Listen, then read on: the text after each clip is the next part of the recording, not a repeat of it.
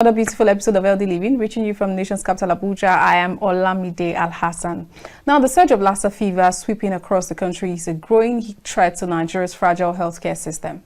The latest reports by the Nigeria Center for Disease Control and Prevention shows that this year alone, 24 states recorded at least one confirmed case of the viral hemorrhagic illness.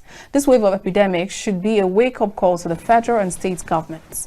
More strategies, resources, and policies need to be embraced for Nigeria to be fully prepared to tackle the outbreak of epidemics. Today on the program, we've been joined by an environmental specialist, Sanitarian Tijani Eneo to help us discuss on the outbreak of Lassa fever. You're welcome to the studio. Thank you for having me today once again. I will continue to thank you because the work you are doing in the environment and our society at large is enormous. And we will continue not to rest until the society is safe and conducive for all of us to stay. Absolutely. Thank you. And thank you so much for joining us and for always creating time to help us, analyze on some of these health challenges and, of course, to enlighten the audience. Thank you so much. Thank you so much, ma. All right. So because we're talking about the outbreak of Lassa fever, we've seen a lot of it, especially this year.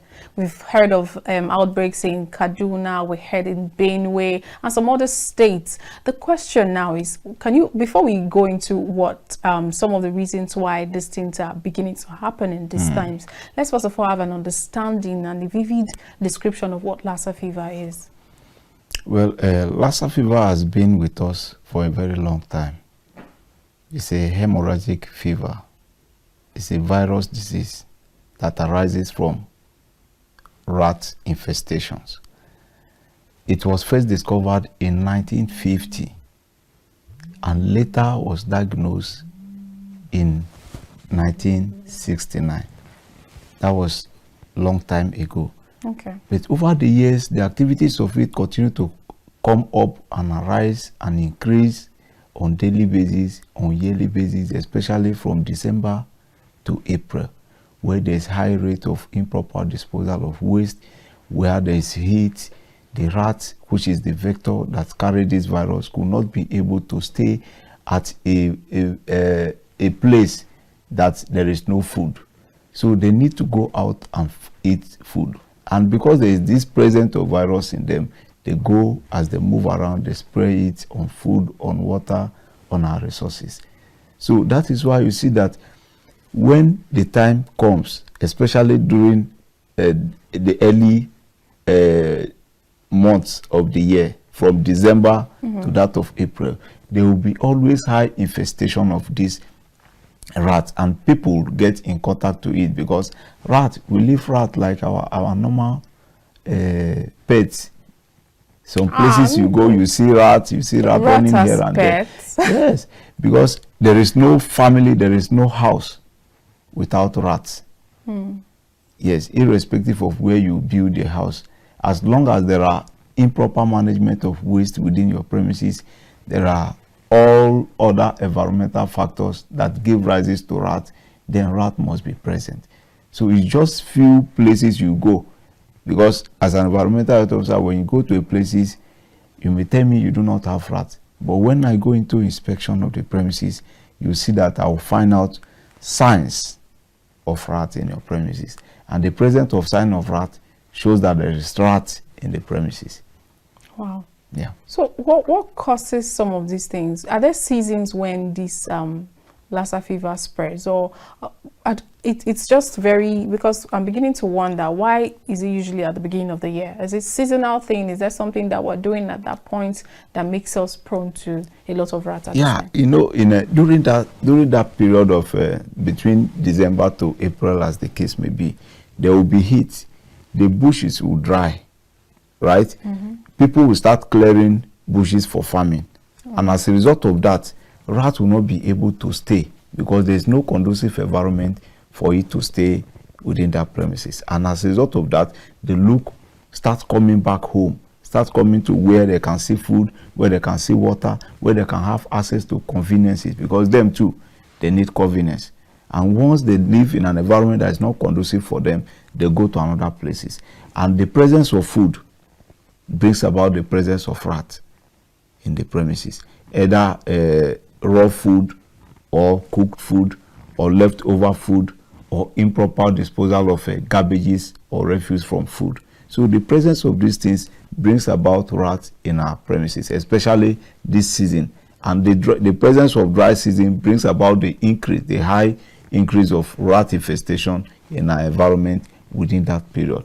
That is why you see that the rate of its increase is always from November, December till April. So after April or May now, you see that the rate of infestation or the outbreak will continue to reduce till another year again. So that is how it continues on yearly basis. And this is not even limited to only Nigeria. It's all over some part of West Africa. Like Ghana, they always express their own. Like Sierra Leone, they always express their own. Like Mali, like Guinea, like Democratic Republic of Congo, and Benin Republic. So these things happen within the West Africa regions, except on few occasions that people that have traveled to this place can take it to other European countries. Okay. So that is how it continues to go. And why we are here is to discuss about it, the possibility of minimizing it. Of course. Yeah, because it's a preventable disease. Yeah, Lassa fever is a preventable disease. When there is no outbreak of Lassa fever, you see that every medical doctors, every other health personnel go and sit down. But it's the duty of all EHOs to go out and sensitize people.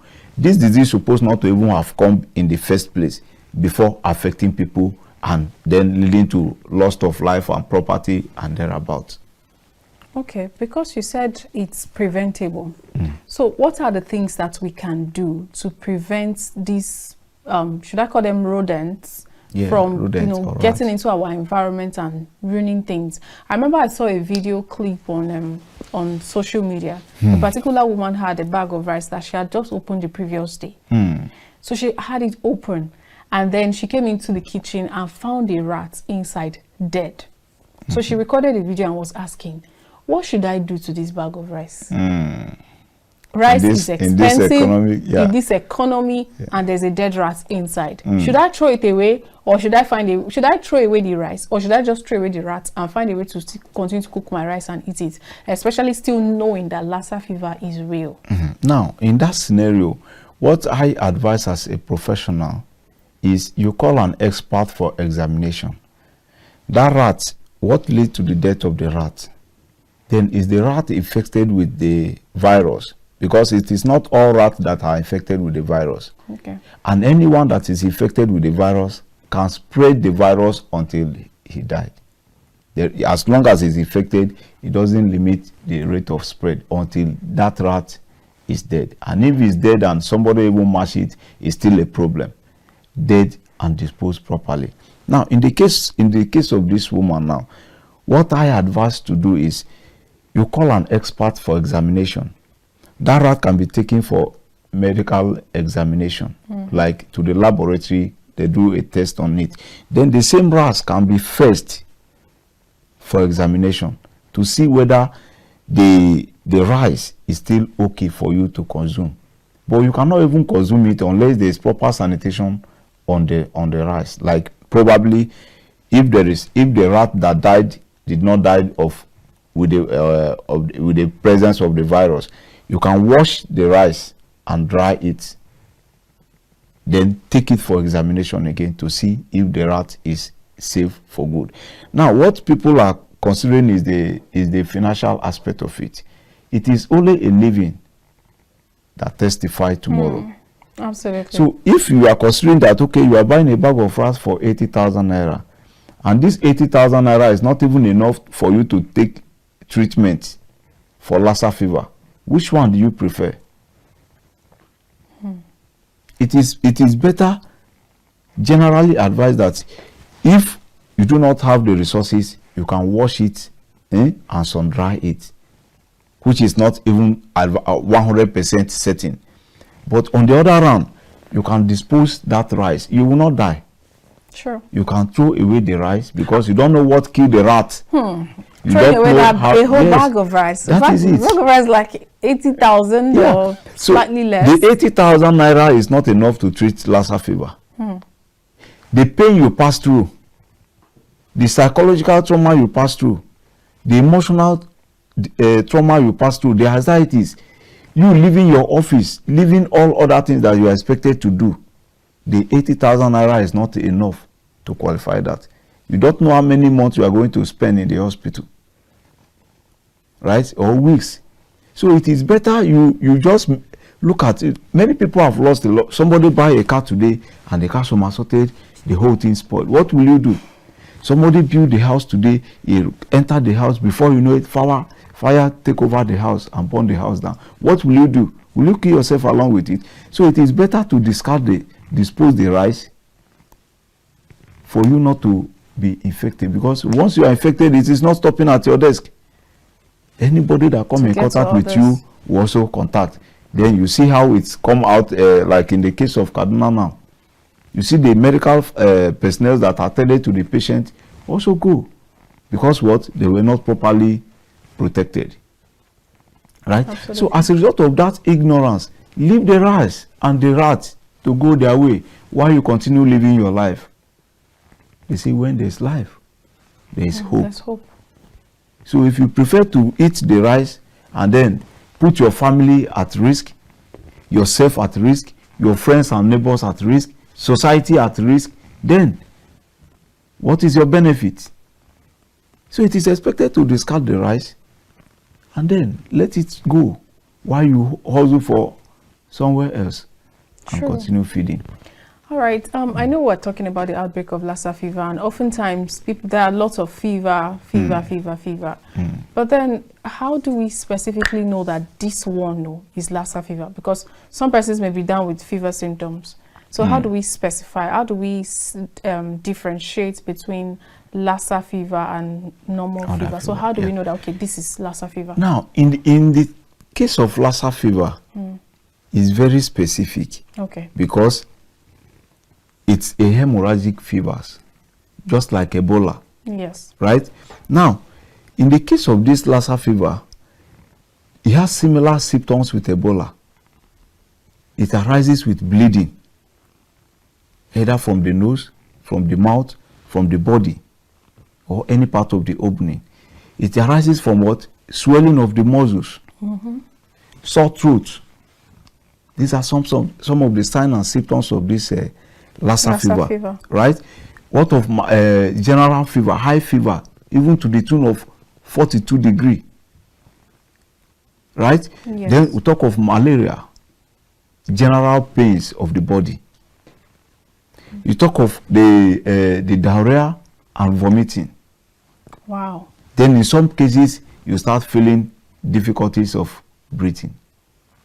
So this can examined through laboratory analysis for them to know what is really exactly the cause of this.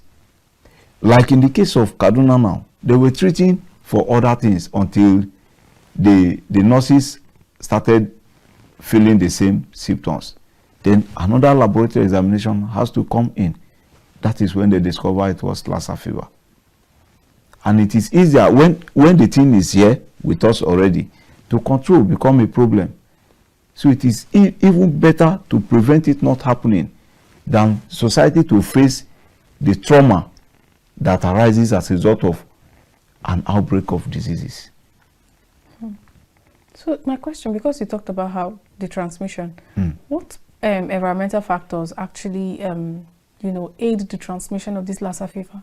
Now, some of the environmental factors that aid the transmission of Lassa fever is, one, the presence of rat itself. Okay. That is the presence of the virus. When there is presence of virus, there is every possibility of transmission.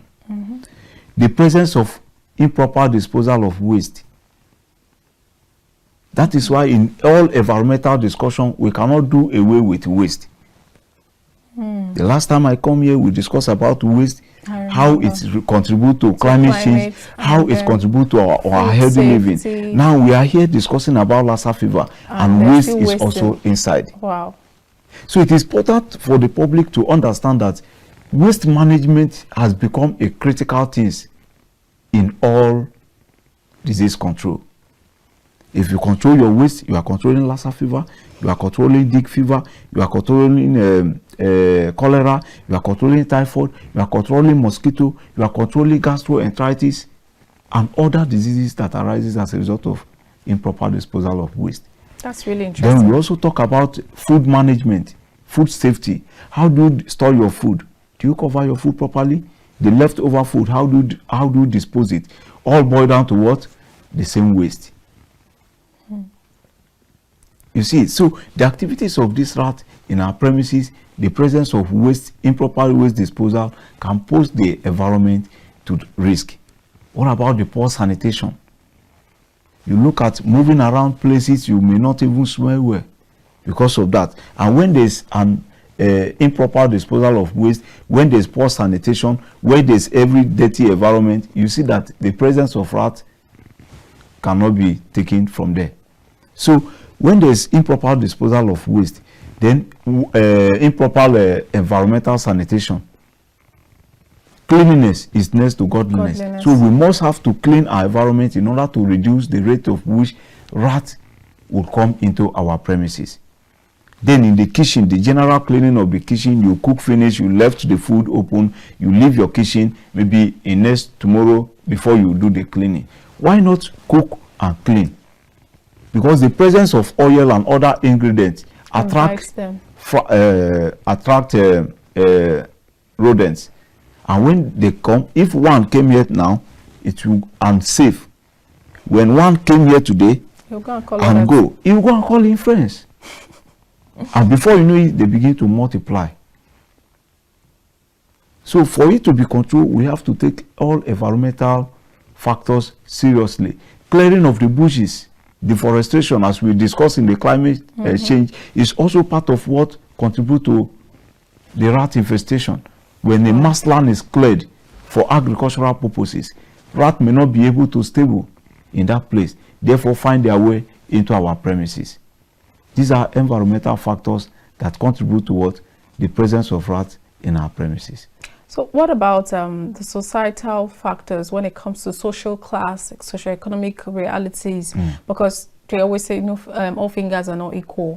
So there are times that it probably may seem as though Lassa fever spread faster within the people that are the lower class in the society. Does that in any way contribute to the spreading of Lassa fever? Yes. One of the ways this can be transmitted or spread fastly is population. When there's high population of people, right? People visiting each other, and then poor housing contribute to the presence of rats. Poor environmental sanitations, people living in an overcrowded environment contribute, because where one gets, they may not know, everybody will go and visit as a neighbor now. But in some other estates, nobody cares, everybody live his life. Therefore, reduce the rate of transmission within that setting.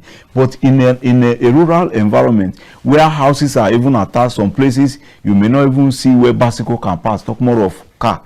So people are living in a close, they know themselves. So once one is down, the next neighbor will go, Alpha, what is wrong with you? How are you doing? I come to check on you. The same person will go and meet in family. Before you know it, the children take it to school. Before you know it, it becomes sporadic in all the community. Now, I'm trying to understand something from this description you just gave us. Is it that quick and easy for Lassa fever to spread? Because if you are giving us an example, like this analogy of you go to visit somebody who has a fever and then you go back home, does it mean that contact with whoever has Lassa fever means that you can also contract it? Yes. If you have contact with somebody that has the fever, because this deals with the blood fluid, right? Once you have contact with the person, or maybe probably where the person sits, you sit the place, you already take it. And as you keep going, you keep spreading it to other people. So contact with the Lassa fever patient is one of the things that spread. That is why when somebody is down of Lassa fever, we go for contact tracing. How many people have you visited? You that came to visit me, how many people have you visited? The same people you visited will still ask the same person. That is why you see that in the case of Kaduna, about 90 people are now suspect for this thing. And then we'll place them on what? On investigation. People will be, the medical personnel will be monitoring your activities, monitoring the signs and symptoms of this same disease on you for the period it elapsed. And the incubation period between this transmission is always between 5 to 21 days. So within this period, if you have visited somebody that is sick before and you did not perceive any sign and symptom of this virus within this period, it is assumed that you are not contacted of the disease. Well, you know, there are people that are symptomatic, so isn't that the case too, where people never ever show symptoms and they have it? Yes, some of those things, the rate of transmission is very minimal. Okay. When somebody is asthmatic, that is, it doesn't show the signs and symptoms but have the diseases. When you have the contact with another person, one, the level of immunity of that person also matters. That is the person that have contact with the one that is asthmatic patient. So the level of immunity, the level of immune in the system of the person will determine whether it will weigh him down or it will not weigh him down. So when somebody is asthmatic, there's every possibility of spreading the disease, but the rate of spreading is minimal. Okay. And that depends on the level of immunity of a community. That the level of immunity of an individual, which also form a community. Community. Yes. Okay, so another question would be, if this fever actually spreads this fast, how do we begin to mitigate it?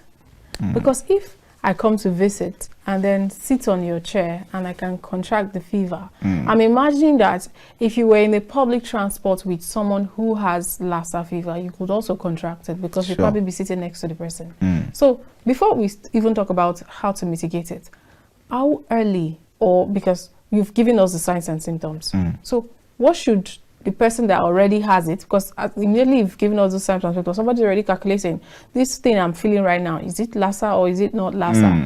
How early should we contact a doctor? Because most persons I know that they treat fever with over-the-counter drugs. So how early should we contact a doctor, or what should we do once we realize that it may seem as though we're having Lassa fever symptoms? Now, when you start having this kind of symptom, that is why self-medication is not good. It's not advisable. It's dangerous to our health, because the drug you are even using might even be the cause of the problem you are facing.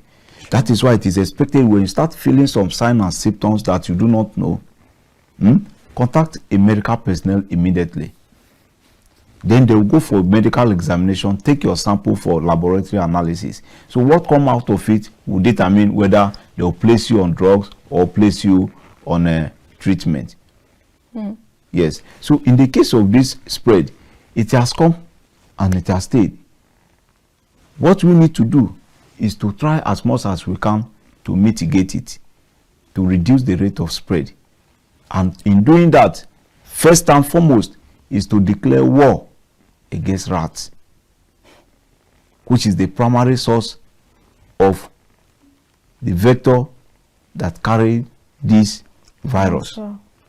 If you can see that Lassa fever is a zoonotic disease. That is a disease that transfers from animal to man, then man to man continue.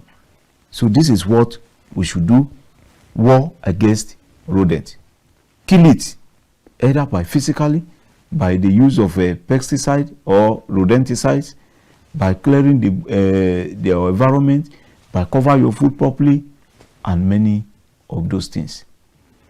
You know, it's just so baffling to know that these things happen all the time, and a lot of people don't even have an idea of what to do, what not to do. But another question to you very quickly before we go on the break would be, what role do environmental officers like you play when it comes to sensitizing the people early? Because you said it's during seasons, dry seasons like this, when trees are being cut down. Because I believe that the first the first things that we should do is to be proactive in everything. We shouldn't have to always react. We should at least be proactive. Yes. So which means that there should have been proper sensitization going around villages. I know you're doing your best, of course, enlightening people right now, but maybe this should have been something we should have been discussing for a very long time. But what role do environmental officers actually play? Now, the environmental health officer is playing a lot of roles. One is by going out for inspection. It is by law that environmental health officer can enter any premises between the hour of 6 a.m. to 6 p.m.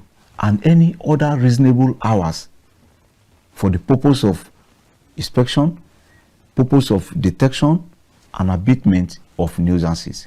So they have been going out to sensitize the public on what to do. I could remember in 2017 when this outbreak came, we go to markets, all the markets in FCT to sensitize the public. In one of the markets close to us here, we went there and discovered that rat shits are everywhere in Gary. Ew. So we have to bring out all the bags of Gary and confiscate it, destroy them in the presence of the owners. So these are some of the things that we do to reduce. This one is a bit shocking. So let's quickly go on a break and take tea. Come back. No problem. Because I'm imagining rats pooping Gary. No, we need a break. Thank you. Thank you. All right, viewers, I hope you're enjoying the program, and I hope you're not as scared as I am right now. But let's go on a quick break. When we return, the conversation continues. Stay with us.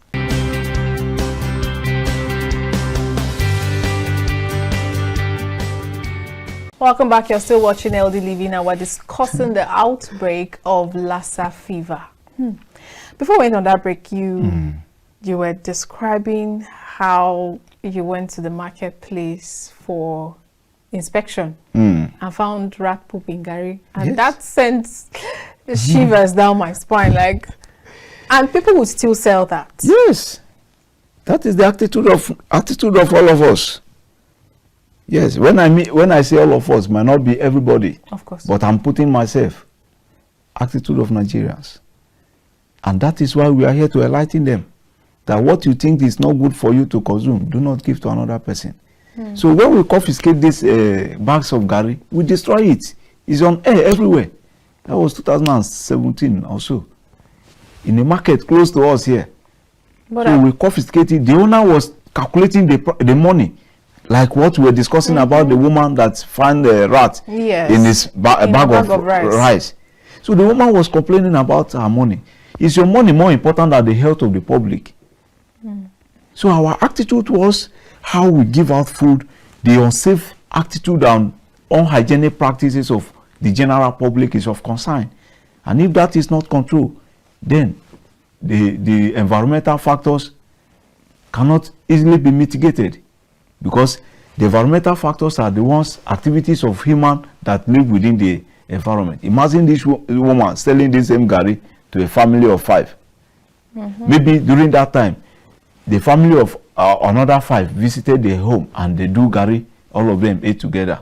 You see how this thing is spreading. True. Or you sell it to a businesswoman who do mama puts or who sell restaurants. You can imagine the rate of spreading. True. So we should, as a matter of urgency, educate ourselves to know that these are things that we do not do. And that is what the environmental health officer have been doing, going out to sensitize the public on the need to declare war against rats. When you declare war against rats, it will automatically reduce the rate of rodents in our premises, and in return reduce the disease burden that comes from rats. Do you think that even the rat alone, it is not only the Lassa fever it causes? There's dick fever, there's rhapsody fever, there's a fever, typhoid fever, instead, because the Lassa fever can carry other viruses on the body, move around on the food and water, and when you eat it, you are down of not Lassa fever now, but typhoid fever. Too bad. You see it. So the presence of rats in the premises can lead to fire outbreak, because they can eat the wire, the electrical wire, leading to what? Fire outbreak. What causes the major fire outbreak we are seeing in the market, in all the buildings we are seeing today? Who knows? It might be as a result of the presence of rats who have eaten up your wire. And as a result of that, when there's light, it can spark and take over. Now, according to reports, Lassa fever causes death. And I'm beginning to wonder. For instance, the example you gave of the health workers in Kaduna and how some of them even lost their lives. So what should be the first things to do? Are there supposed to be special equipments that should be given to those health workers to help them to stop, to have prevented those deaths of the people in the front line, at least from an environmentalist angle? Now, one of the things that affects our mentality, that is as Nigerians, yes, is overconfidence. Oh. Yes, I've been doing this for over 10 years and nothing happened. Therefore, you start neglecting some critical things that you need to do. The use of personal protective equipment is very, very key in all health workers. If you are a medical doctor, if you want to go and carry out an examination, you should not neglect that the use of hand glove is important because you are going to have a contact with the person. The use of apron is also important because there might be splash of blood or anything and you get in contact with what? The diseased person. Right? The use of face mask or nose mask or respirator is also important. The use of helmet or face shield, as the case may be in the health. When you talk of other engineering aspect, you can talk of helmet because of maybe suspended object might fall on you. So the use of personal protective devices are key in carrying out this exercise. You come to hospital, some medical doctors do not use their strap. They don't wear their strap to attend to a patient, and that thing is to cover you. Okay. You wear your own personal clothes already, then you wear your scrub on it, so that whatever that come in contact with the scrub will not have access directly to your personal clothes. And that is the important. But many people are neglecting it, and once you neglect it, either as a result of overconfidence, I've been doing this for years and nothing happened, one day it will happen. And what it happen, who will be there to write the story? The best version of it can be written by you and not someone else. So why not protect yourself? You know you are facing dangers every day. It is not when there is an outbreak of disease we should protect ourselves. When there's a coronavirus in Nigeria, everybody wash their hand. But go to all the facilities now. Do you see water dispenser? Do you see where to wash hand? Because that has been minimized or that has been controlled, nobody care again. But not knowing that washing your hand regularly, putting on your apron and face mask, protect you from other hazardous substances. Sure. Protect you from having different kinds of diseases, as in the case of this Lassa fever. So we must take cognizance into our PPE, personal protective equipment or personal protective device are key. What about the safety boot? You go to a facility, health facility, you see them wearing slippers. And that thing can, when you mistakenly draw, you can fall. Sure. And once you fall, you can lead to damage of your body, your hand dislocation, or even fracture, as the case may be. So protection of the use of personal protective devices is very key in all health facilities, so that the health you are trying to protect, you protect yourself first. Once you protect yourself, you have reduced the rate of the same transmission of the same disease, because from the work you go back to your house and meet your wife, meet your children, or meet with friends. And as a result of that, you are transferring the same disease to another people. Okay, so what are some of the benefits of early detection, and how long does it take for Lassa fever to become a fatality case? It takes, just like you ask of early detection, the benefit of early detection brings about control. The benefit of early detection brings about your knowledge, creating awareness for you to know the cause and how to mitigate it. The early detection brings about what brings about this Lassa fever and how can we control it. So when there's Lassa fever, there must be something that brings the Lassa fever. The presence of rat brings the Lassa fever. When you detect the rat, go after the rat. Declare war against the rat. Do the ratting like the federal government is doing now through the Ministry of Environment and my own regulatory body, Environmental Health Council of Nigeria. Okay. We are doing what we call total deratization in the facilities. And the federal government, through the registrar of the council, Dr. Mahmoud Yakubu Baba, has given a directive that after this deratization, all public places must be what? Deratized. Okay. All public places like health facilities, like hotels, like restaurants, like schools, universities, all public gatherings, gardens should what? Should be deratized. So what process is deratization? The process of setting a bait, giving the rat food, enough food to show up, to enjoy themselves. And that food is poisonous. So we set bait for them, we give them enough food. The presence of food brings about rats. So once there's their own special food, and this food is what? Enticing. When they see it, they run to eat. Okay. Yes, when they see it, they run to eat. And the moment they shop, that is it, they go. So we do total deratting of the premises. And this should not limit to this because there is an outbreak. We should keep doing it until the rate of rat in our premises is reduced.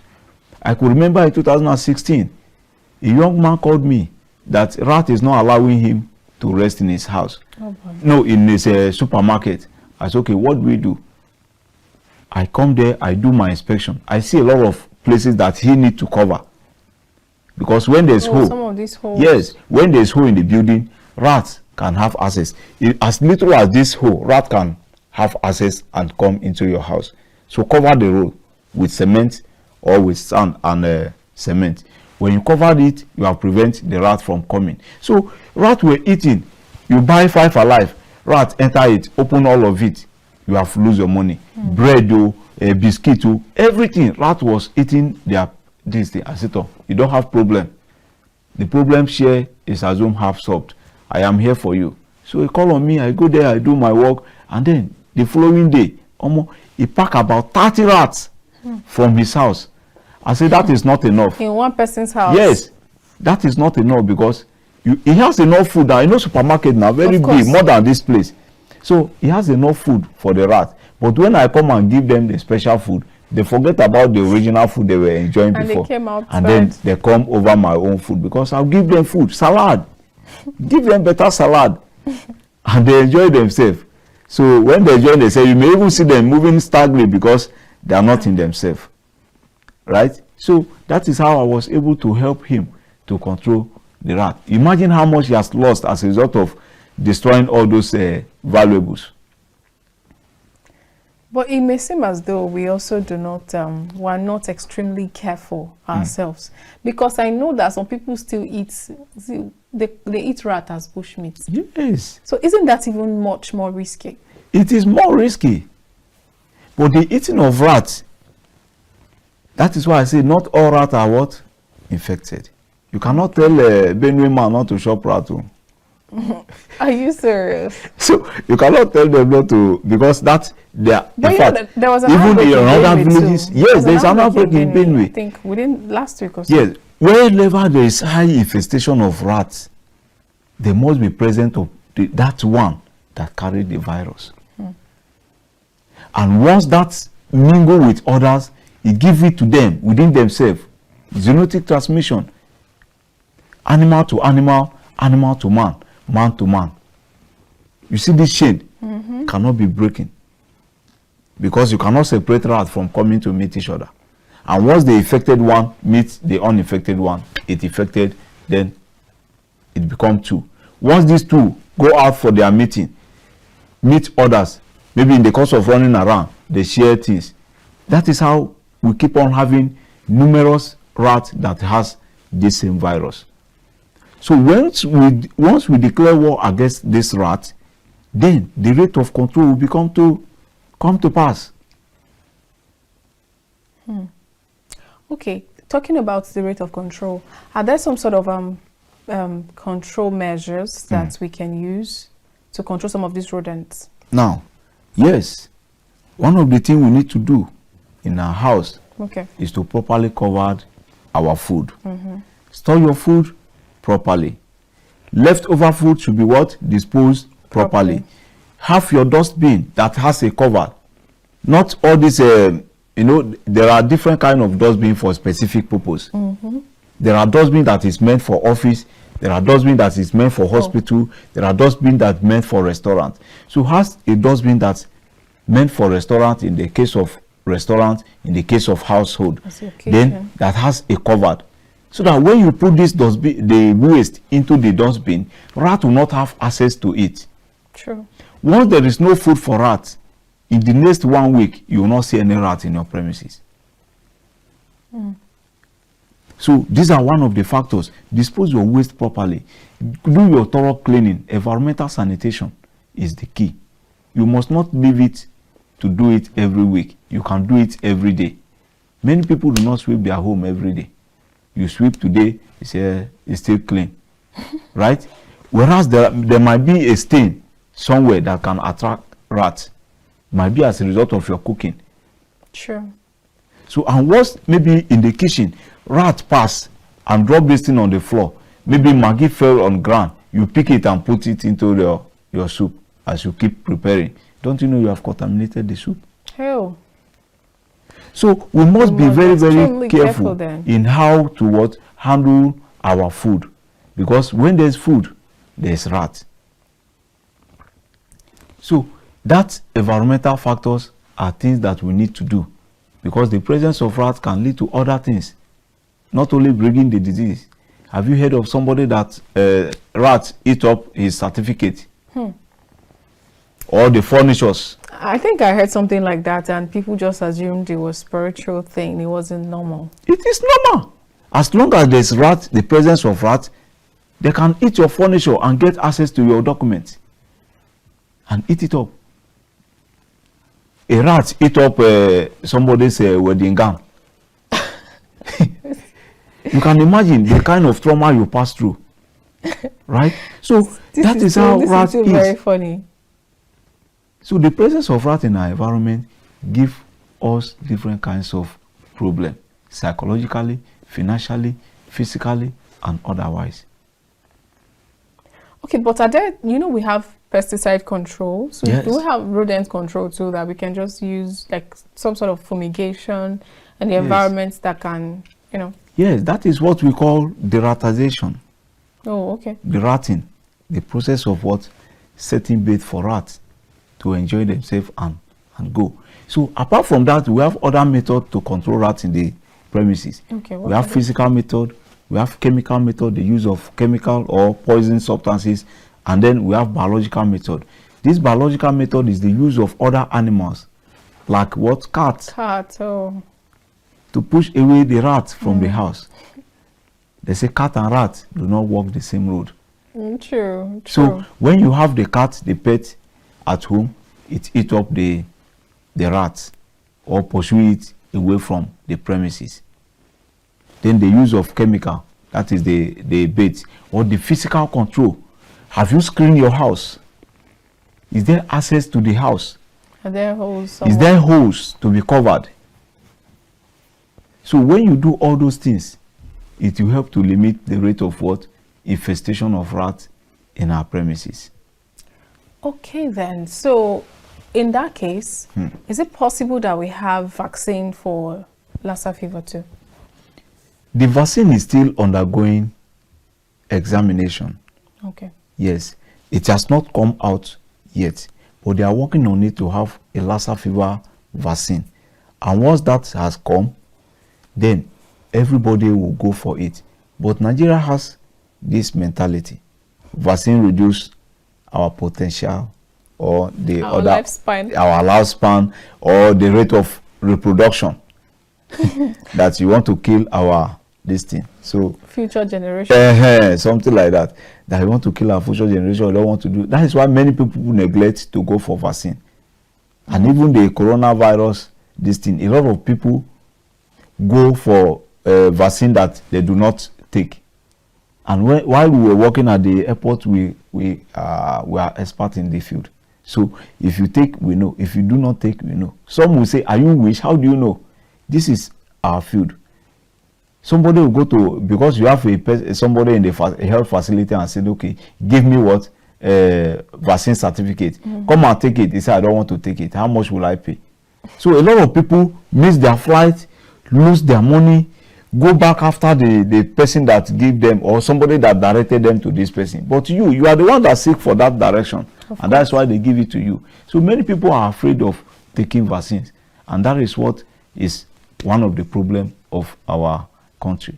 So in the case of this rat, when the Ministry of Environment, under the supervision of the minister and my own regulatory body, the Environmental Health Council, if they do this deratization in your premises, especially in facilities like health, hospitals, and hotels, we give deratization certificate. Okay. And that shows that this place has been derated. Okay. And you can call on them anytime for follow-up, for check-up. So that is how we will go as long as the Lassa fever is concerned for us to contain it. This Lassa fever case sounds really, really sensitive. But now, are there plans on the way to continue desensitization, probably within those rural areas where they don't even know that this is happening? Because it has become an epidemic in Nigeria, that everybody knows that Lassa fever is real. We need to get this language out to them completely. So are there plans on the way from your unit, from your angle, from your office as environmental health officer to, you know, also visit some of these places, pockets of villages, so that we don't continue to hear the spread and death of people that have been in contact with Lassa fever?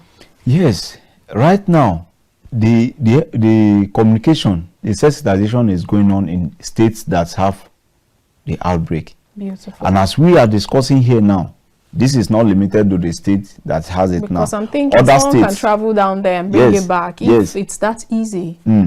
So, like now, other states that have not been experiencing it should not relax, because somebody can go to the same place and come back. So this sensitization should be a national issue, like it's going on in Kaduna State and other parts of the north. It should also go on in all the states. So I'm encouraging my fellow colleague, fellow sanitarians, to keep going out and sensitize the people as they used to do. In their official assignment, let them educate the general public on the need and way to mitigate and control the spread of Lassa fever. And they should declare a war against rats. And if there is high infestation that you cannot control or seek help, you can call on environmental health officer or pest control vendors that are registered with the regulatory body to come and take control of the rats. Okay, so if, for instance, anybody discovers that they may have contracted Lassa fever, what is the first aid measure? What should be the first thing that they should do before they eventually go to the hospital? The first thing to do is to protect yourself and then reduce your contact. On your own, you can reduce people coming to you. Since you have already know that this is what has happened, you can reduce what people coming to you, and you can take a lot of water. Okay. Yeah, you can take enough water, because when there's presence of water in the body, it will what? Reduce the rate of the viruses in your body. So you should take enough water while you seek medical attention immediately. You do not have to wait until it weigh you down.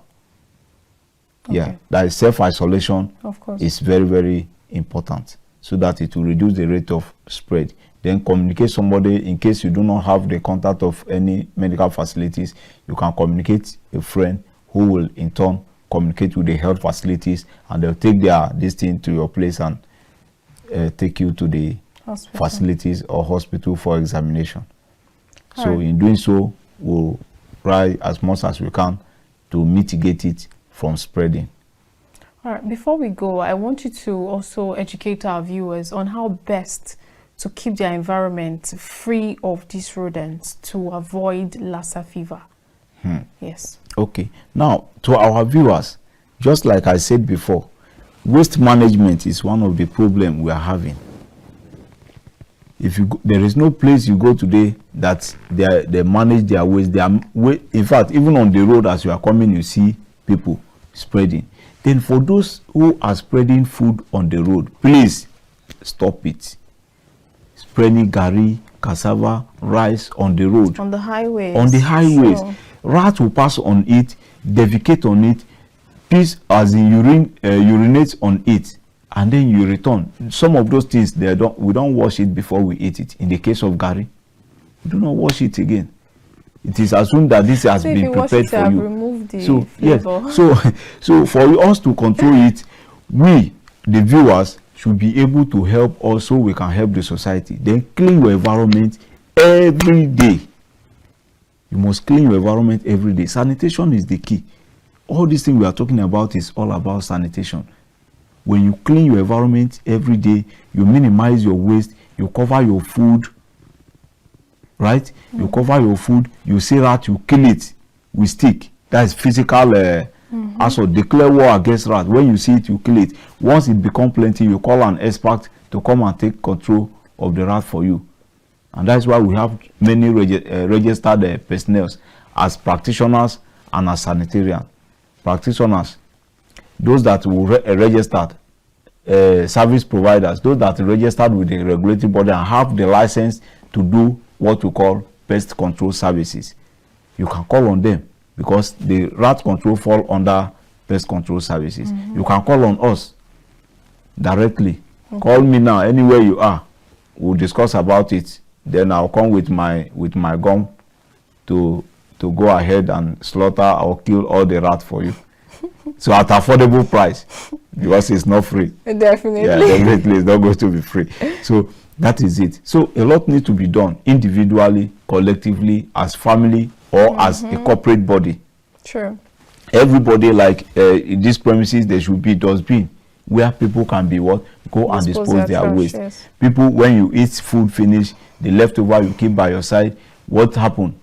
When you leave it there, stain can be there, and rats has a high sense of smelling and find their way there. Before you know it, you have rats in your premises. So dispose your waste properly. It will help to reduce and curtail the rate of spread of Lassa fever in our premises. All right, thank you very much. But before we round up, looking ahead, what do you think the government can do, in order to stem this spread that is currently going on? Now, what government can do is, one, government can look into funding. Funding is one of the critical issues. And until there is an endemic or an outbreak, sometimes, and many a times, government play a deaf ear to preventive medicine. So prevention is better and cheaper than cure. Why should we wait until it starts happening before we do it? Growing up, we hear how they do the ratting, how they do fumigation of the spaces to reduce all kinds of vectors that give us diseases. Government can start initiating that by doing this fumigation, by sensitizing the public as we are doing now, then by giving more manpower. Employee of environmental health officer is also the key, because in a facility of any health facility that has 50 beds, you have environmental health unit. Any health facilities that has about 200 beds, 100 to 200 beds, you have environmental health department. Go around all the facilities. How many environmental health departments do you see? Or how many environmental health units do we see? So those things are key for us to control this, because if there is an environmental health officer in a place, you'll be able to check the environment and take record of what is there that may likely bring different kinds of diseases. Sure. Somebody enter hospital today with this disease and go home with another disease. All those things need to be controlled, and it needs the personnel to do that. Then there should also be what? Mobilized. Logistics is also another problem. A man, as if they call us wale, moving from house to house, right? But how can I move from here, trekking from here to far central area? That is impossible. Give us vehicle, give us finance to support our movement. It will help us to what? To also reach out to people, as many as we can. And what I'm doing here, my registrar have done it. He has done it through the Minister of Health, Minister of Environment, and the Permanent Secretary. They have come up to issue a guideline on this regulatory body. Go online and read what is there, in addition to what we are doing, because it will help you to know what to do and what not to do at a certain time. Environmental health officers are your friend. Whenever you see them, please embrace them, share your problem with them, and they will help you. Absolutely. Thank you very much for your time today. We really appreciate you, Sanitarian Tijani Eniojo. Thank you, so ma. much. Thank you.